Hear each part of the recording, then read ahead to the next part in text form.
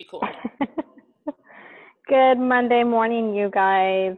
This time I'm not in my fancy kitchen background. I'm actually on site in Sandy's home today. So you guys know me for Author Talk. I'm Amy here with Sandy and Russell, and our guest today is Raul. So everybody say hi. Hey guys. Hello. So welcome again. As Amy said, this is another on-site, we're going to call these Author Talk on location. So after we get done with these locations, we're going to think about where else in the city do we want to be and be seen and be doing an author talk. Today, how about my cigar bar? A cigar bar works. Oh, we should do that would be great. Smoke, but we'll look at that as a possibility. For me, mine might be in the local nursery. I'm taking care of my grandchild, so we're actually not a bad idea. That's kind of cool, by the way, Sam. I do too. Oh my gosh! So is the baby gonna have a cameo? Oh, that's true. You should. The baby should have a cameo today. The baby's we don't want to wake the baby up. The baby is asleep. No, we do not wake sleeping babies. If he wakes up in the middle, he's in our room, and David will get him out of his little thing he's sleeping in, and I'll bring him in here, but we're not waking up. Anyway, that was my weekend. So we always give a weekend update before we talk to our guest. And this weekend, I spent in the waiting room of the ICU at Cypress Fairbanks Medical Center. And I can tell you at some point I will definitely write a blog post or something about the experiences of this weekend. Could you tell a little bit about the story that you told about what was going on at the hospital while you were there? Yes. So we go in on Friday expecting a normal delivery, my son and his wife. And after being there no more than 20 minutes, maybe, they realized she had what is called HELP syndrome, and that's HELLP, if you want to do any research on it, but it's very extremely rare and only starts during delivery. So there was no pre-knowledge that this is going to happen. And the minute they realized it, they did a C-section, took the baby, and started treating the mother. And in this HELP syndrome, all your organs start failing. And so first was her kidneys, and then was her lungs, and then they've gone, and so it's just been a myriad. Well, how are they, baby and mom, now? The baby is wonderful. Beautiful, looks like his grandma. And the mother is progressing, although slowly. So they told us this takes weeks to recover. So I have the baby. That's the grandma. I brought the baby home with me because they had to discharge the baby. So I brought him home with me, and I have someone here today who's going to help me get my bedroom all situated for a baby. And on Monday, we have a nanny starting. So I'll go back to work. So this week, I've just kind of taken off work. Go back to work Monday morning when the nanny gets here, and I'll be working in the office, and she'll be taking care of the baby. I'm like, what a life. Is this the first grandchild? Oh, no. It's not. But first. Also, Sandy counts all her chihuahuas as grandchildren, too. So you understand that's part of her answer. Well, I have to tell you, though, this is the first new grandchild in 25 years. And my first time holding a newborn and having a newborn in my house in 50 years. Wow. So my youngest child is 50. Well, and congratulations, Sandy. Thank you. So I had a great weekend, although a very challenging and difficult weekend. Yes, you did have a great weekend because mom was good and baby's healthy. So you had a great weekend. Thank you, Russell. What did you do this weekend, Russell? I went to New Orleans. That's right, guys. That seems like a long time ago. I know. And I was going, just like I promised last week, I was going to telecast live the craziness of Bourbon Street on Saturday night. And it was raining Saturday night. But Friday night I was going to do it. and but the crowd, it was as thick and as crazy as ever, but it was a little younger than even 2 years ago that I remember, and a lot drunker. And I thought, these people are too drunk to put on Facebook Live. So I didn't even do it. Did you have to take a picture with Touchdown Jesus? No, Touchdown Jesus wasn't there that night.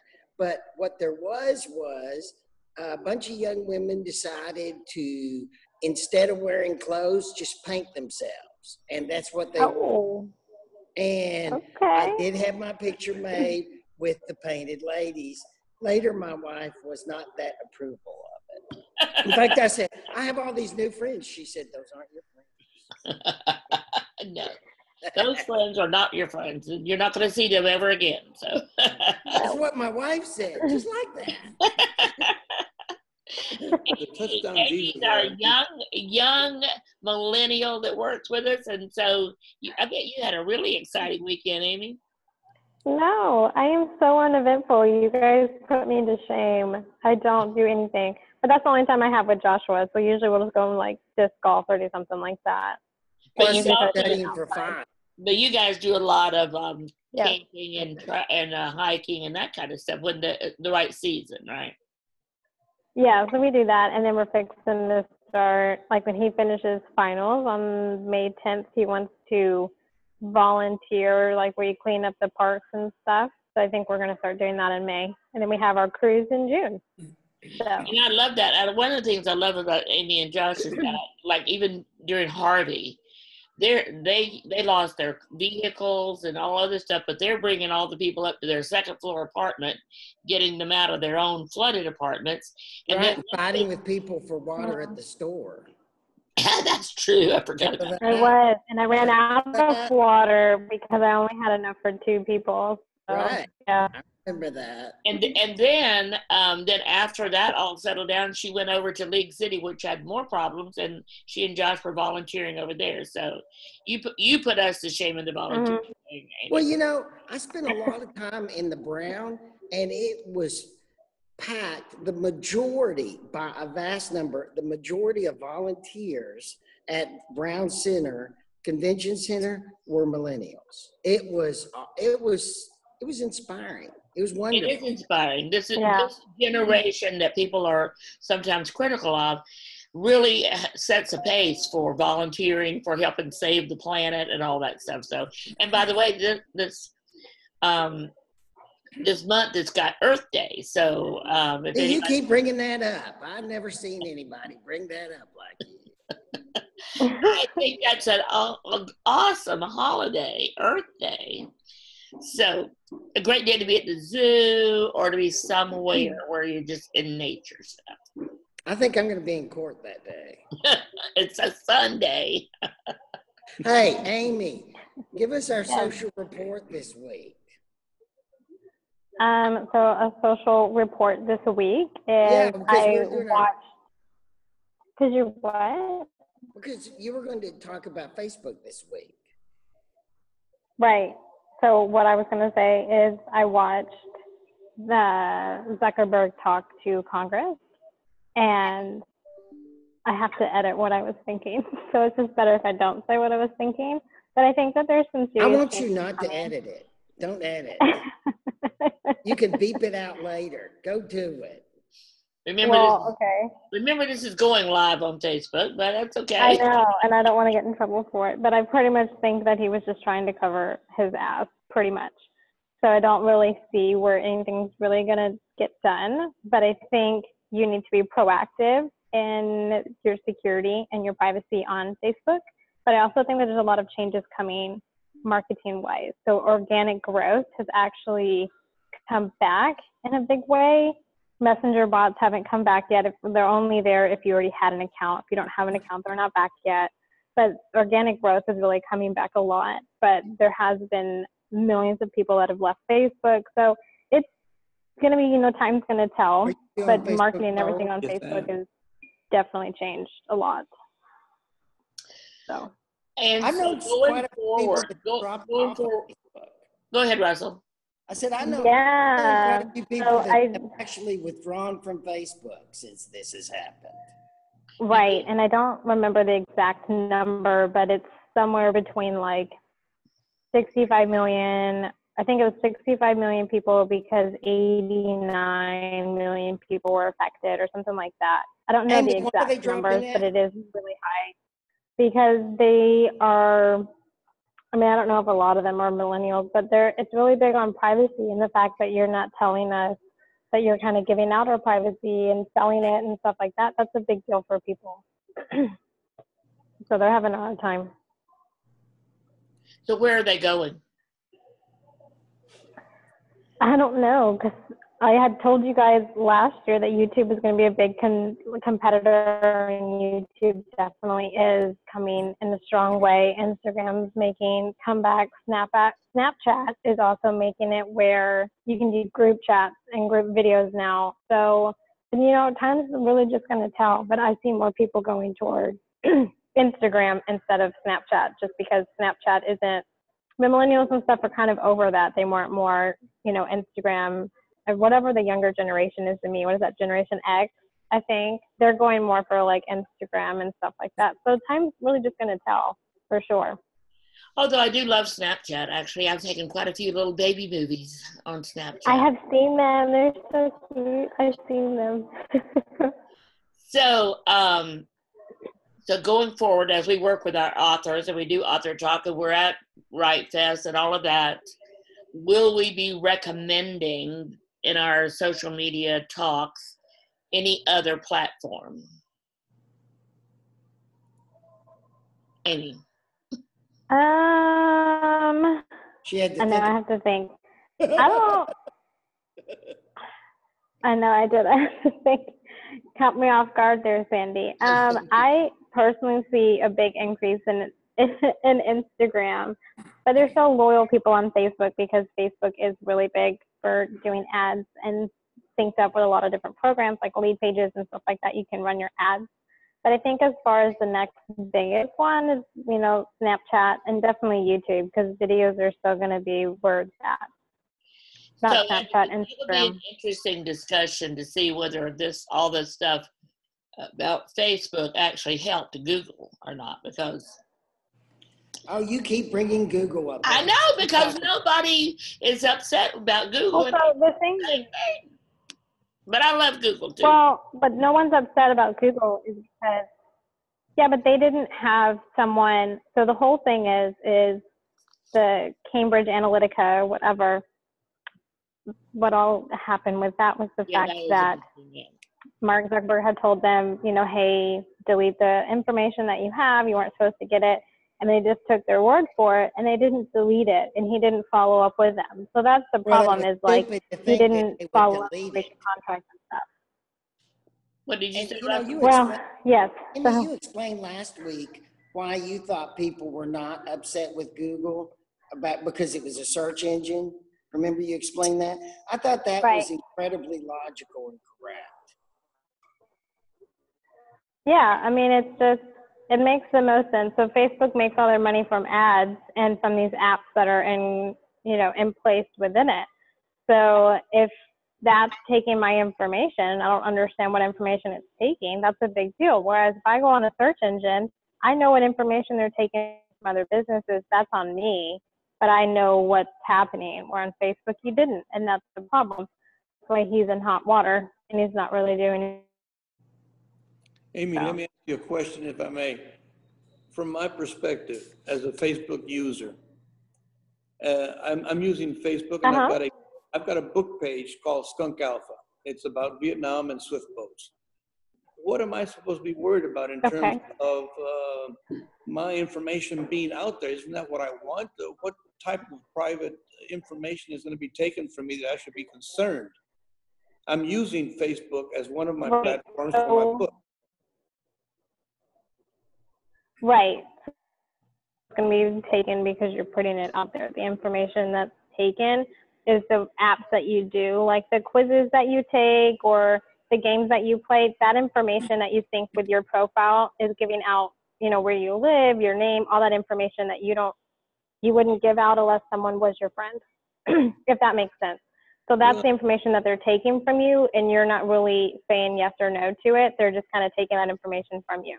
So the information that you put out on your site with your book and everything that you want people to see, that's not in jeopardy. It's your personal pages and your personal life that's kind of having some issues.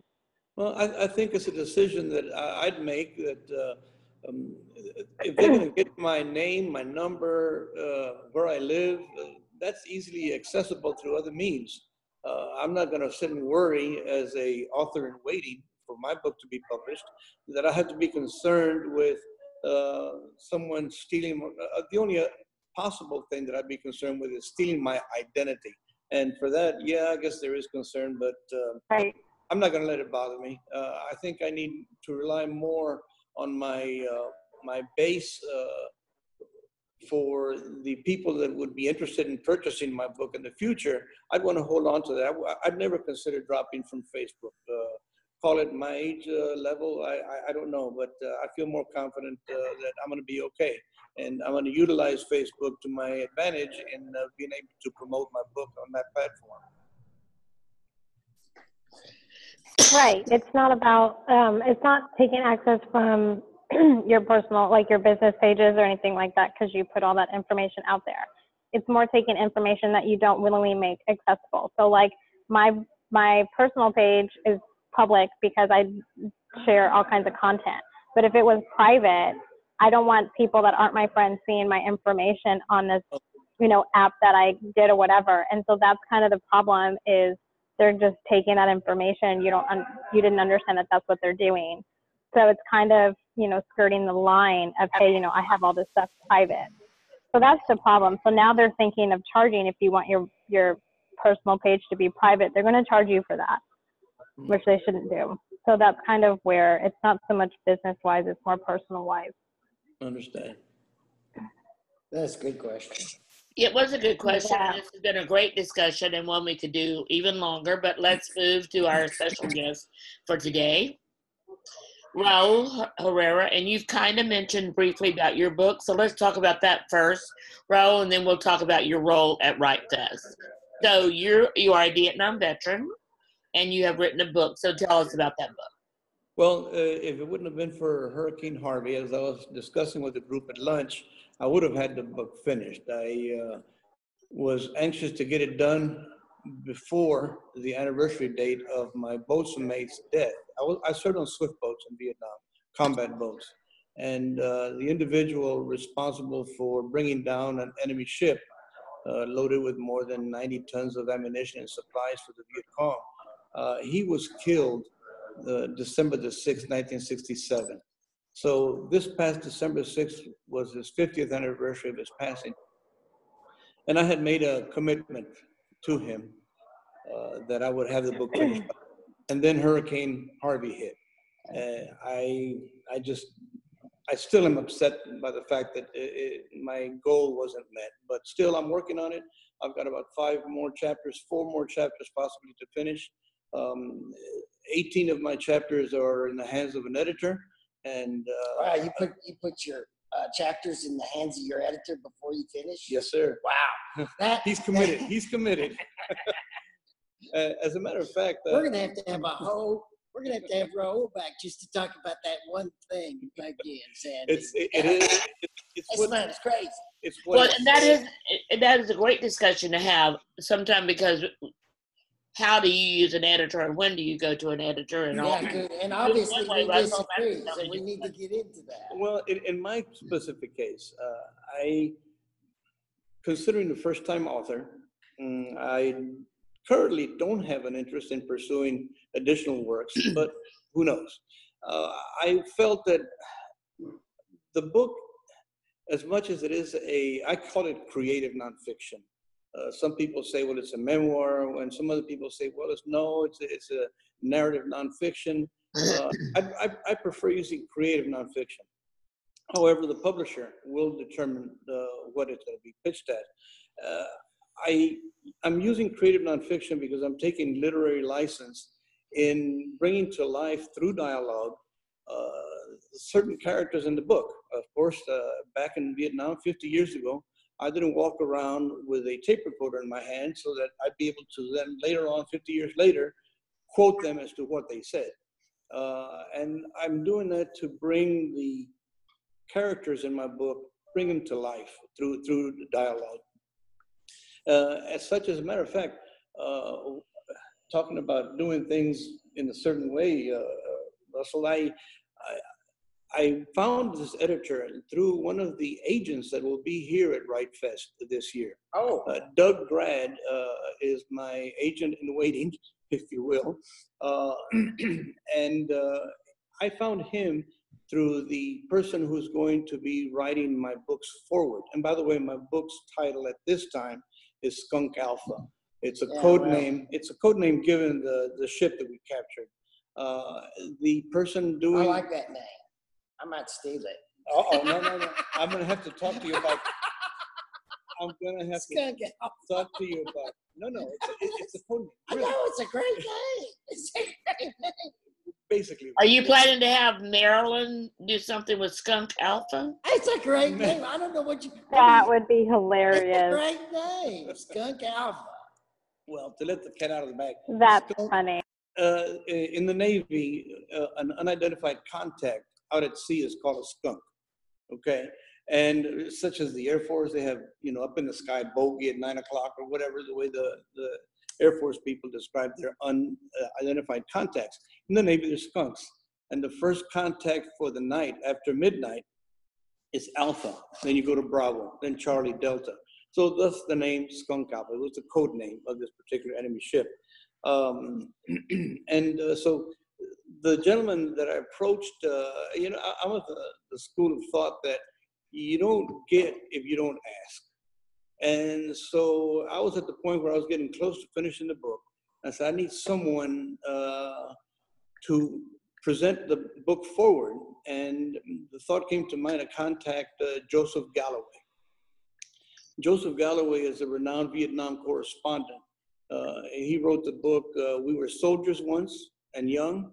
That was with Mel Gibson, who starred in the movie. And I pitched it to him, and of course, he's in touch with the Marines, the men on the ground. And Raul, this is a great story, and we're going to bring you back to tell the whole story about your book. Okay. Let's get to Write Fest and talk some about that right now and all that you're doing. So what is your role with Write Fest? Well, to start, let me just put this up if you can see it. That's our poster for the event. Great poster developed. Cassie, who put this together? I did. Yeah, Cassie's here. You guys met her Cassie. last week, but she's not in the mood to be with us twice in the room. Are you, Cassie? Anyway. And so, yes, I'm working with Leslie Archibald. She's the other volunteer coordinator.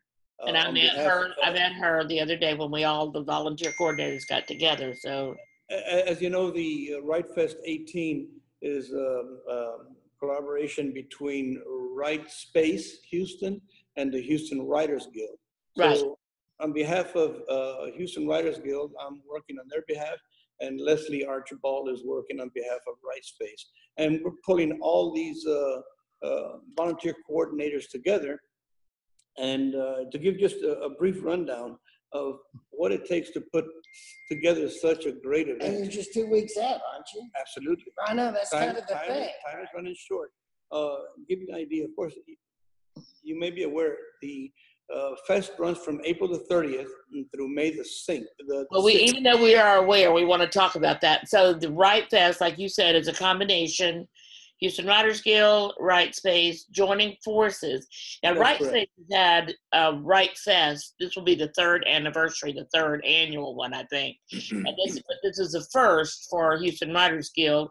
So we're taking our April conference, April Editors and Agents Conference, and merging it with Write Fest, and it will be April 30th to May 6th. So April 30th is a Monday, and Monday through Thursday will be different programs, different workshops, classes, panels, all of that. And then Right, Sandy, they can go to Sunday, writefesthouston.com to get Right. the details, All right? the details are there. SHouston.com.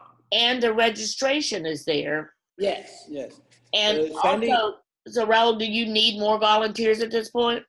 Well, yes, we do. As a matter of fact, I wanted to just touch base on what it takes to put together such a big event and all the different volunteer coordinators that are manning individual task assignments. The festival you mentioned is running from April 30th to May 6th, but the first 4 days are being held at the Trinity Mendenhall Community Center out on Wirt Road. And there's going to be various sessions there in the afternoon, some write-in time, some quiet write-in time, along with various sessions in the evening. 4 sessions per night, as a matter of fact. Then the main conference, per se, is being held here at the Winter Street Studios, right across from where we're at right now in the Sawyer Mills Art Community Complex. The beautiful. If you have anything to do with any art of any form or fashion, this place is a must-see. So, and India Photo Fest is on too now. So right. It's just a great place just to go walk around, even. Yes. And so this will be a great place for a Write Fest. I think I love the whole area. And Amy's walking around now. So Amy, anything you want to show to us while you're walking around about the whole?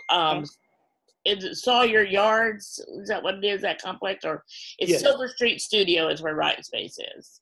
And you described last week, it's off Taylor, off Taylor and I-10. Yes. Down Taylor. Yeah. Very easy to get to. Very, very easy to get to. Lots of parking. Lots and lots and lots of parking. That's great. Free parking, by the way.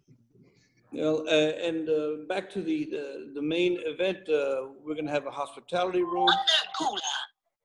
We're going. I didn't say that. It sounded Spanish, but I didn't say that. We are constantly trying to get Sandy to turn her phones off. She walks around like 9 phones, and she. And now I have a 10th one connected to the hospital. That wasn't the baby monitor, was it? No, thankfully my husband's monitoring the baby. So. Okay. Well, again, at the festival, Friday and Saturday. We've got a hospitality room. We've got a journal and publisher fair, which basically is vendors. We've got a registration table, people working on signage. There'll be a group of people doing photography and social media during the event. So stay tuned to Facebook for those on-site presentations. We'll have an information table.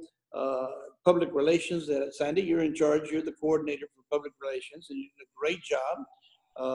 And we'll have an emergency representative. That's why you're here with us any more today. volunteers, Raul? Yes. How do they contact you if they want to help do this stuff? I was looking at the website and see if it had anything about. It says get involved. And so if you're on WriteFestHouston.com, part of the whole way of getting around the looking across the top, the programming, it's Write Fest and programming, and get Sandy, involved. if I may, if the easiest way to communicate with me is not through the website in terms of that particular link, contact me directly at my email address, which is Bean, BEAN, PCF79@AOL.com. That'd be the best way to contact me directly. And I think from what I'm watching Amy doing, I think she hopefully will have this down in the comments somewhere. Okay. We will have that in the comments. We'll have your email address in the comments. And this will be posted on YouTube, right? It will be posted on YouTube. It will also be on Facebook. So you can watch that and get that information from the comments, and we'll put those in the comments when we go live and all that. So, back to the Sandy, if I may interrupt, you asked me about Russell. You asked me about what we still need. We do still need volunteers to assist us with programming needs. We need room monitors during the sessions. We need facilitators in the roundtable discussions. We also need we're looking for at least 2 more visual helpers. That is to help with the projectors that maybe presenters may be needing. We also need, in transportation, we need a handful of drivers that will volunteer to pick up agents and editors at airports. Yeah, so here's your chance, authors. And that's what here to be a driver and go drive the agents. They're trapped that way. if you want to really Raul for that. I picked up one of the agents last year and took her from the airport to the conference. That was for the Writers Guild. And honestly, she is still a friend of mine today. She still sends me suggestions, all that. So guys, if you want to do that, contact Raul. There you Definitely. We also need drivers to dedicate their time to take these editors and agents from the hotel to the venue. So the hotel is going to be the Hampton Inn, I believe, and Suites at Washington Avenue and IH-10, which is just about maybe 5 minutes from this location along IH-10. So that's not. So if you're coming from my direction, which going east on I-10, it's just a matter of getting off, picking up some money, and then heading on to. Yes, yes, and the exit off of IH-10 for the Taylor Street exit, it's a little tricky, but it can be managed because the right turn is not too far away from the off ramp to Taylor Street. But and that's what we're looking for at this time, and look forward to hearing from people who are interested in connecting with agents and editors and experiencing a writing fest event here in Houston, unlike one has ever been had before. Well, that's a fact.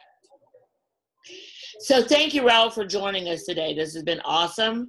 Thank you for inviting me. Again, we'll put Raul's name and his email address in the comments below. Contact him for if you have questions about being a volunteer, what area. If you want to be a volunteer, contact Raul. He's in charge of that. And especially authors, if you want to spend some time with an agent, this is a good chat. Agent or editor. Because some of the people coming in are acquisitions editors for different publishing companies as well. So it's a great, great, great conference for authors. So we have all the programs and the workshops and all of that Monday through Thursday. And then Friday, Saturday, and Sunday, we have 4 tracks going at a time, I heard, with different workshops, classes, speakers. And then on Saturday, immediately after lunch, will be the keynote speaker, who is Justin Cronin, the author of The Passage. And he's here local in Houston, former professor at Rice University and best-selling author. Books, his trilogy is being made into a movie as we speak. So lots and lots and lots of good stuff. Weekend slammed with good information and contacts. Remember, as an author, to sell your books, it's all about knowing the right people. It's about building relationships. And this is a great opportunity to build relationships. So all you authors out there, no excuses. Go register now. You don't have to be there for the whole thing. Be there for what part of it that you think will be the best for you. And we do need we don't need, but we have openings for a few more vendors. So if you are a printer, a publisher, a marketing person, anybody that has authors as your target market, great place. Perceptive Public Relations will have a table there. Amy will be there with me, and maybe there without me if things don't work out here. So I hope not. I hope everything will be settled by. I know, I do too. I hope so. I was just kidding. Just kidding. Anyway, thank you again, Raul. Thank you, Russell. Russell, any last word from you? No, it's been good. Thank you, Raul. Thank you for inviting me. Amy, any last word from you at Silver Street Studios? No, I'm excited to get out of my bubble. You guys don't know me. I don't leave my house. I just don't. I live by the water. All my animals are there. I'm good. So we're going to get her out of her bubble. Thank y'all very much, and have a great rest of the week.